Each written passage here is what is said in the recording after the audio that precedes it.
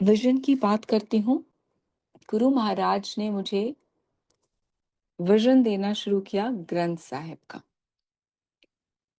Whenever I would sit with महाराज, आंख बंद करके मुझे सिर्फ ग्रंथ साहिब दिखते थे एंड गुरमुखी में दिखते थे।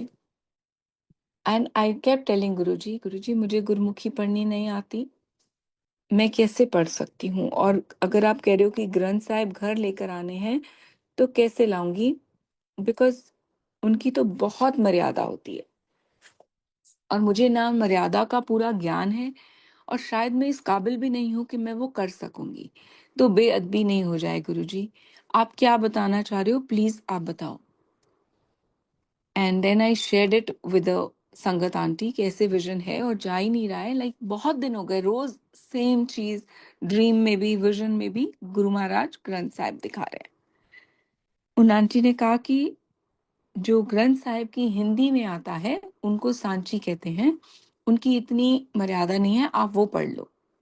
ऐसे ठीक है आंटी, आप पता करके बता दो कि वो कहाँ से मिलेंगी। उनसे ये बात हुई और मेरे मन में ख्याल आया कि let me speak to an old sangat uncle, उनका नाम गुरुजी ने थॉट में दिया, कि उनसे पूछती हूँ कि what does this dream mean. और ये मैंने किसी से कही नहीं बात।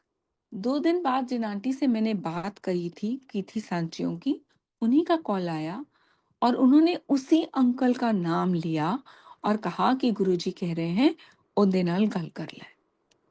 सो सी, एवरी थॉट बिलोंग्स टू महाराज। अगर आपके पास कोई थॉट आ रहा है तो वो महाराज का दिया है। It is all him, it is all him, we don't need to use our brain.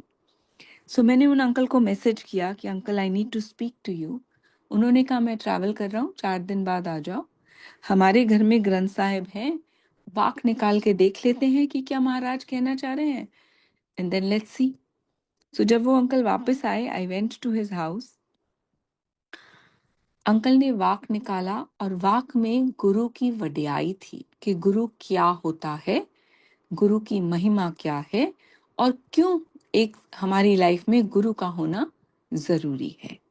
सो बेहद शुक्राना गुरु जी का, मालिक का बहुत बहुत शुक्राना है कि उन्होंने ये एहसास कराया, अपनी महिमा का गुणगान सुनने को दिया और ये बताया कि उनसे जुड़े रहना हमारे लिए कितना इम्पोर्टेंट है।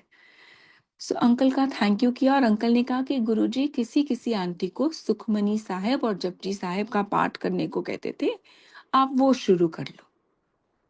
Thank you. ये मेरी बानी से जुड़ने की शुरुआत थी।